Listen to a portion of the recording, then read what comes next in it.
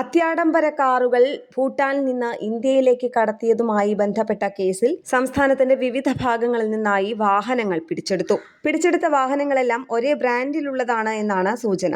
ഇതുമായി ബന്ധപ്പെട്ട് Kozhikode roadway cars ഉടമകളിൽ ഒരാളായ സെയിൻ മർവയെ കസ്റ്റംസ് പ്രിവന്റീവ് സംഘം അറസ്റ്റ് ചെയ്തു. ഇയാൾ കേരളത്തിലേക്ക് എത്തിച്ച 7 SUV വാഹനങ്ങളും പിടിച്ചെടുത്തിട്ടുണ്ട്. ഭൂട്ടാനിൽ നിന്ന് ആഡംബര കാറുകൾ ഉൾപ്പെടെ ഇന്ത്യയിലേക്ക് കടത്തി വ്യാജമായി രജിസ്റ്റർ ചെയ്ത് വിൽക്കുന്നതാണ് മാഫിയയുടെ രീതി.